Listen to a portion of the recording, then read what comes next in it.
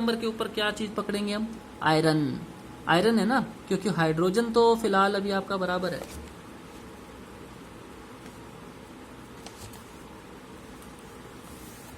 Hydrogen बराबर है यहाँ पे H2, ठीक है। यहाँ पे जब हम इसको 4 से मल्टीप्लाई कर देंगे तो एक चीज हो जाएगी। क्या हो जाएगा? ये जो आपका आयरन और इसके बीच में फर्क तो है, एक यहाँ पे है और यहाँ पे 3 है, लेकिन ये जो H2 है, जैसे ही आपने इस पूरे को 4 से गुना किया तो 4 और यहाँ पे पहले से 2 थे, 4 दूनी 2 8, ये तो हो जाएंगे 8, और फिर उसके बाद में यहाँ पे रह जाएंगे 2, यानी कि ये तो हाइड्रोजन के 8 हो गए और ये 2 रह गए। तो क्या हमें पहले इस हाइड्रोजन के साथ में टैकलिंग करनी चाहिए या पहले आयरन के साथ में करनी चाहिए? जी लॉजिकली हमारे को सबसे पहले उसके साथ में टैकलिंग करनी चाहिए जो हमारी प्रॉब्लम बड़ी है। तो बड़ी यहाँ पे क्या चीज़ बन गई है? अब हाइड्रोजन की प्रॉब्लम बड़ी बन गई है, तो हम पहले अब हाइड्रोजन को ही देखेंगे, आयरन को बाद में ही देखेंगे फिर, ठीक है। So you can see that number of hydrogen atoms become 8 on LHS। यहाँ पे लेफ्ट हैंड साइड के ऊपर कितना हो गया? 4 से जैसे ही गुना किया 4 दूनी 8 बन गया ये तो, और यहाँ पे कितना है? 2। अब इसको बैलेंस करने के लिए हम क्या करेंगे भाई? इसको बैलेंस करने के लिए रूल नंबर 2, सबसे पहले उस तरफ आक्रमण करेंगे जहां पे हमारी कमी है। तो कमी कहाँ पे है? इस साइड में है ना, प्रोडक्ट साइड के अंदर। यहाँ तो ऑलरेडी 8 हो रखे हैं, यहाँ कमी है, तो यहाँ पे फिर अब हम क्या करेंगे? रूल नंबर 3, गुना करेंगे। तो गुना के नियम के अंदर यहाँ पे हमें 8 बिठाना है, यानी कि यही 8 यहाँ पे भी लाना है। तो किस चीज़ से मल्टीप्लाई करें कि 8 आ जाए?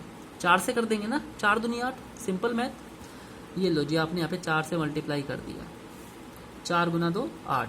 तो क्या बन गया? Fe जमा में 4H2O, Fe3O4 प्लस में 4H2 हो गया। यानी कि अब हमारा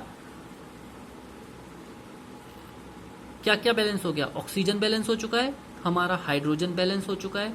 अब हम किस चीज, हमारा क्या रह गया? अब हम अपने आराम से आयरन को बैलेंस कर लेंगे, नंबर 3 पे आ जाएंगे, जिसका सबसे ज़्यादा कम लड़ाई जिसके साथ करनी है।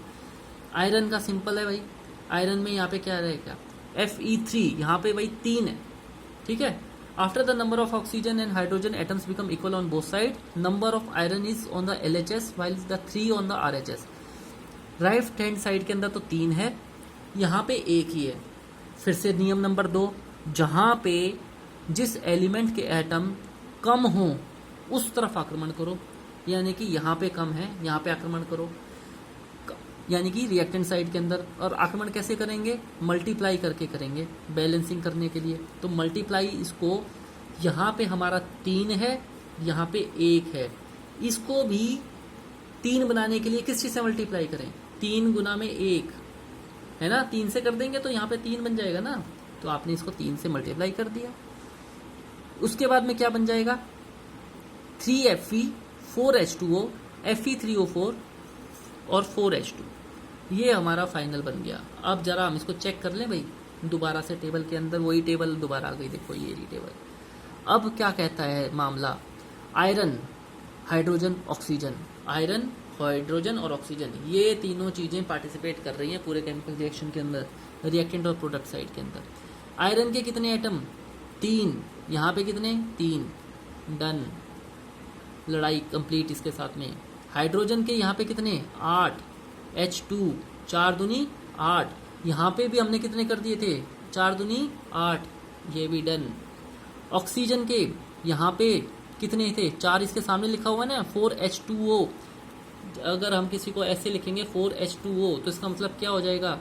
इसका मतलब ये हो जाएगा, देखो गुना कर रहे हैं हम, 4 गुना में हाइड्रोजन के 2, इसके 8 हो गए, 4 गुना में ऑक्सीजन के, यहाँ पे ऑक्सीजन का यहाँ पे 1 ही था ना, तो 4 गुना में ऑक्सीजन के 4, और यहाँ पे कितने हो जाएंगे? यहाँ पे भी ऑलरेडी 4 है, तो ये भी हमारा डन। इसका मतलब law of conservation of mass justify हो गया। जितने आयरन के थे दोनों साइड में, लेफ्ट हैंड साइड के अंदर और राइट हैंड साइड के अंदर, सब बराबर बराबर हो गए। हाइड्रोजन भी बराबर बराबर हो गया, ऑक्सीजन भी बराबर बराबर हो गया, और ये हमारी सब कुछ बराबर हो गया। तो हमारी ये रिएक्शन क्या बन जाएगी? बैलेंस बन जाएगी। तो फाइनल रिएक्शन कैसे लिख सकते हैं? 3Fe 4H2O is equal to Fe2O3 plus में 4H2। ये हमारी रिएक्शन बन गई बैलेंस। क्या बन गई ये? बैलेंस। मुश्किल है? बिल्कुल भी नहीं है। अब आपको करना क्या है, ये आपके उदाहरण है। H2 प्लस में O2, इसको हम ऐसे कैसे करके देखेंगे। हाइड्रोजन के 2 हैं, ऑक्सीजन के 2 हैं, ये H2O बन रहा है, इसको बैलेंस करो भाई। कैसे बैलेंस करेंगे भाई? सबसे पहले हाइड्रोजन के हमारे 2, ऑक्सीजन के 2, यहाँ पे प्रोडक्ट साइड के अंदर हाइड्रोजन के 2, ऑक्सीजन का 1, तो किस चीज के ऊपर अटैक करेंगे? ऑक्सीजन के ऊपर अटैक करेंगे। और ऑक्सीजन के कहाँ पे? जहाँ पे कमी है, यानी कि हमें इसके साथ में कुछ करना पड़ेगा। यहाँ पे इसको करने के लिए, क्योंकि यहाँ पे 2 है तो ऑक्सीजन का भी यहाँ पे 2 कैसे करेंगे? ये नहीं है कि इसके पीछे ऐड कर देंगे, ऐड थोड़ी करना है। क्या करेंगे? मल्टीप्लाई करेंगे। तो हमने क्या करेंगे, इसको यहाँ पे 2 से मल्टीप्लाई कर दिया। जैसे ही हमने 2 से मल्टीप्लाई कर दिया तो यहाँ पे क्या बन गया? 2H2O। 2H2O ये बन गया ना, तो उससे क्या बन जाएगा हमारा? जैसे ही हमारा 2H2O बन गया तो फिर क्या बना? फिर तो क्या हो गया, यहाँ तो हाइड्रोजन के फिर 2 हो गए, यहाँ पे 4 हो गए, ऑक्सीजन का तो काम ठीक हो गया। अब हमें हाइड्रोजन को पकड़ना पड़ेगा। हाइड्रोजन को पकड़ने के लिए फिर यहाँ पे भी क्या करेंगे दोबारा से? यहाँ तो 4 हो गए हैं, यहाँ 2 हो गए हैं। ठीक है, समझ पा रहे हो? तो इसके लिए हमें क्या करना पड़ेगा? अब हाइड्रोजन पे अटैक करना है। कहाँ अटैक करें? जहाँ पे एटम कम हो। कहाँ कम है? रिएक्टेंट साइड के अंदर कम है, यहाँ पे। तो इसको हम किस चीज़ से मल्टीप्लाई करें कि यहाँ पे भी 4 है तो यहाँ पे भी 4 हो जाए। ऑलरेडी 2 हैं इसके, तो 2 को 2 से ही मल्टीप्लाई कर देते हैं। यहाँ पे 2 लिख देंगे, 2H2 प्लस में O2 is equal to 2H2O। Clear? अब आपका जो आपको देखना है Fe जमा में H2O, Fe2O3 प्लस में H2O। ये देखो यहाँ पे अब क्या हो रहा है, इसके अंदर भी देख लें एक बार। टेबल वेबल आप ही बनाएं, मैं आपको वैसे एक्सप्लेन करता हूँ। आयरन H2O है। सबसे पहले देखिए, ये प्रोडक्ट है, ये रिएक्टेंट साइड है। ध्यान से देखते जाइए। आयरन के यहाँ पे कितने हैं? 1। यहाँ पे कितने हैं? 2। पहली चीज कमी यहाँ पे मिल गई हमारे को। हाइड्रोजन के यहाँ पे कितने हैं? 2। यहाँ पे कितने हैं? 2। ये चल जाएगा। ऑक्सीजन के यहाँ पे कितने हैं? 1। यहाँ पे कितने हैं? 3। तो सबसे पहले किस चीज के ऊपर अटैक करें? ऑक्सीजन के ऊपर। क्यों? सबसे ज्यादा कमी किसमें दिखाई दे रही है? ऑक्सीजन के अंदर। ऑक्सीजन को कमी को करने के लिए क्या करें? यहाँ पे 1 है, यहाँ पे 3 है, तो किस चीज से मल्टीप्लाई करें कि यहाँ पे भी 3 हो जाए? 3 से करेंगे। ये देखो 3 लिख दिया हमने यहाँ पे, 3H2O। जैसे ही हमने इसको 3 किया, गड़बड़ पक्का हो गई होगी दोबारा से। किस चीज में? हाइड्रोजन में गड़बड़ चली गई। वो कैसे? यहाँ पे पहले 2 थे, यहाँ पे 2 थे, इसका क्या बन गया? 6 बन गया, 3H2। और यहाँ पे 2 ही रह गए। तो यहाँ पे तो 6 बन गए और यहाँ पे 2 ही रह गए। इसको किस चीज से मल्टीप्लाई करूं कि यहाँ पे भी इस 2 का 6 बन जाए? 2 को किस चीज से मल्टीप्लाई करूं कि 6 बन जाए? 3 से मल्टीप्लाई करना है। ये 3 से मल्टीप्लाई कर दिया, 3H2 और यहाँ पे भी 3H2 हो गया। अब रह गया क्या? Fe2 है ना, यहाँ पे Fe2 रह गया। तीसरे नंबर के ऊपर आयरन रह गया। आयरन के फिर मैंने क्या किया, ये आयरन के सामने भी इसको 2 से मल्टीप्लाई कर दिया, 2Fe। ओके, तो बैलेंस बन गया 2Fe प्लस में 3H2O प्लस Fe2O3 प्लस में 3H2O। आ गया समझ में? बिल्कुल आसान है। इसके अंदर आप बताएंगे, थोड़ा सा मैं हिंट दे दूंगा, खुद समझने की कोशिश कीजिए। खुद नहीं करेंगे तो कभी भी नहीं आएगा। कार्बन डाइऑक्साइड, CO2, H2O, ये एक रिएक्शन हो रही है सनलाइट और क्लोरोफिल की प्रेजेंस में। बन रहा है क्या? C6H12O6 प्लस में O2। क्या हो रहा है इसके अंदर? क्यों आया इसका answer 6CO2 6H2O C6H12O6 plus में 6O2? इस चीज को आप अपनी, ये आपके लिए है क्वेश्चन। इसको बैलेंस ऐसे क्यों हो गया? आंसर ये आपके सामने है, सोचिए इसको कैसे हो गया। बेशक वीडियो को पॉज करके उसके बाद सोचिए क्या करना है। ये रिएक्टेंट साइड है, प्रोडक्ट साइड में है। सबसे पहले लड़ाई का नियम क्या है? सबसे पहले तो जो सबसे ज़्यादा फर्क जिस चीज़ के अंदर दिख रहा है वो वाला हमें एलिमेंट पकड़ लेना है। उसके बाद उसको हम बैलेंस कर देंगे। फिर जो बैलेंस करने के बाद में बैलेंस कैसे करेंगे? जहाँ पे कमी होगी वहाँ पे मल्टीप्लिकेशन कर देंगे, उसके गुना कर देंगे। नंबर 3, फिर दूसरे नंबर की चीज़ पकड़ेंगे, फिर सबसे ज़्यादा फ़र्क किसके अंदर है, फिर तीसरे नंबर के ऊपर आएंगे। तो ये आपका एक मैंने आपको आइडिया बता दिया कैसे करते हैं। ये चौथा देखिए Fe2O3 प्लस में कार्बन, Fe प्लस में CO2, ये इसका आंसर है। 2Fe2O3 प्लस में 3C, 4Fe प्लस में 3CO2। ये भी आपके लिए क्वेश्चन है। नहीं आएगा मैं आपको बताऊंगा, लेकिन खुद करें, खुद सोचें इसको। अभी तक का सारा जो कुछ पढ़ा रखा है उसको करें। अब थोड़ा सा आप अगर जैसे ये वाली चीज़ें देख पा रहे हैं, एक चीज़ और केमिकल रिएक्शन के अंदर, making chemical equation more informative, थोड़ा सा इसके ऊपर और इन्फॉर्मेशन। आपने कई बार केमिकल रिएक्शंस के अंदर ये सिंबल देखेंगे, G ब्रैकेट के अंदर ऐसे लिखा हुआ, L S, इसका मतलब क्या है भाई? स्टेट डिफाइन कर रखनी है। केमिकल रिएक्शन क्या चीज होती है जिसमें स्टेट भी चेंज हो जाए, वो भी केमिकल रिएक्शन होती है ना। तो ऐसी रिएक्शन जिसके अंदर कोई चीज सॉलिड से, अगर सॉलिड ही बन रही है तो हमें ये लिखने की जरूरत नहीं है, लेकिन अगर स्टेट चेंज हो जाए, कोई सॉलिड से गैस बन रहा है, सॉलिड से लिक्विड बन रहा है, तो हमारे को ये चीज जरूर लिखनी पड़ेगी। GLS ये लिखना एक अच्छी चीजें होती हैं, ठीक है। जैसे कि कार्बन डाइऑक्साइड है यहाँ पे, तो इसको हम यहाँ पे ब्रैकेट में G लिखना चाहिए हमें यहाँ पे, okay. Aqueous solution, substances dissolved in water is written by symbol aqueous.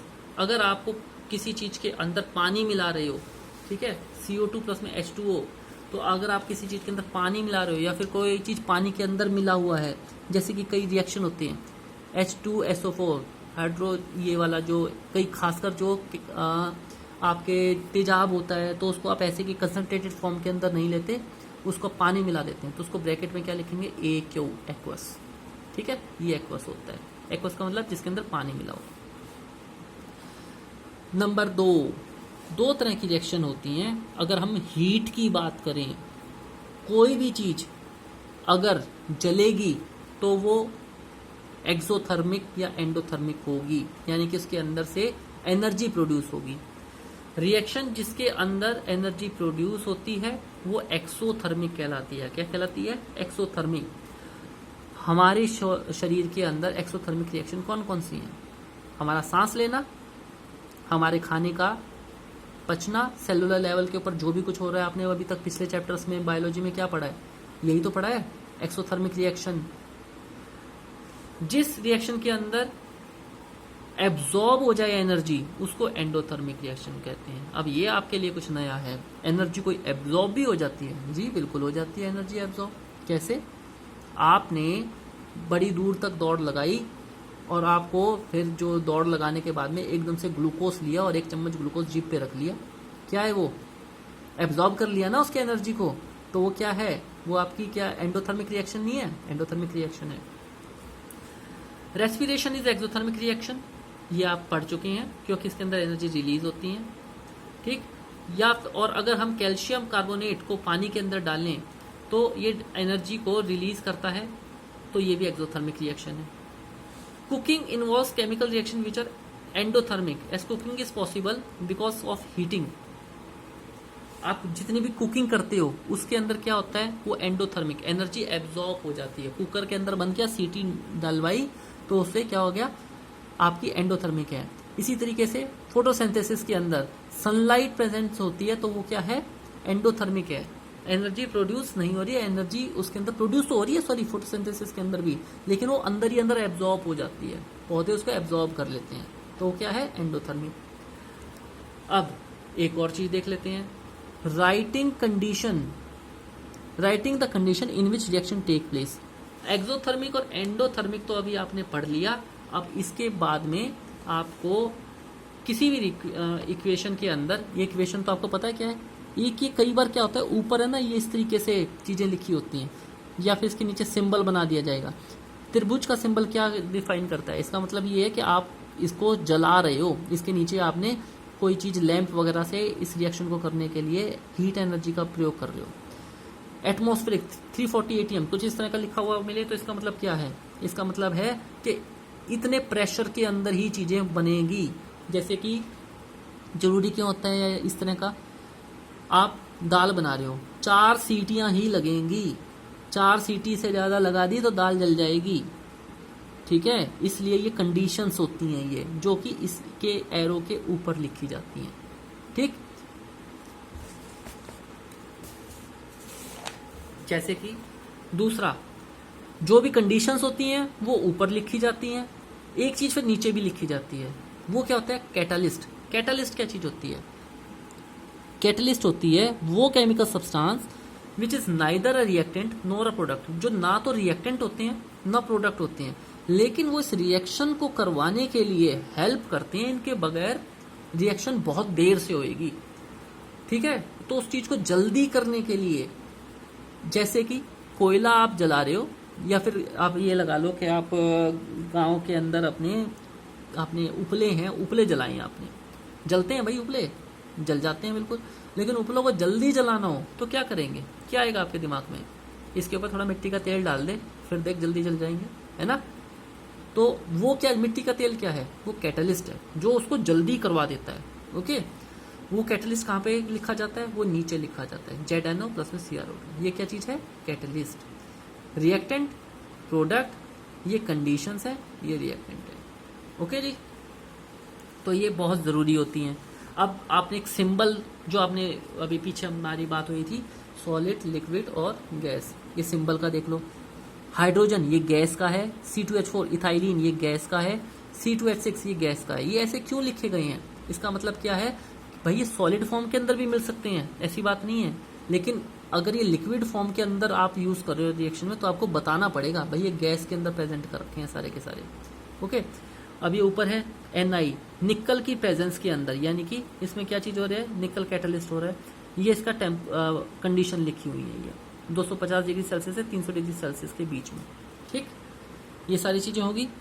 तो ये आपका होता है क्या चीजें, जो कई बहुत सारी रिएक्शंस होती हैं, रिएक्शंस के अंदर कंडीशंस लिखना अच्छी चीज होती है, बैलेंसिंग। तो आज आपने बैलेंसिंग पढ़ ली, आज आपने कंडीशंस पढ़ ली, आज आपने फर्स्ट चैप्टर के अंदर ये देख लिया कि एलिमेंट्स क्या चीज होती हैं और वो कैसे रिएक्ट करती हैं, केमिकल रिएक्शंस क्या चीज होती हैं, इक्वेशन को बैलेंस कैसे किया जाता है, ये सब आपने कर लिया है।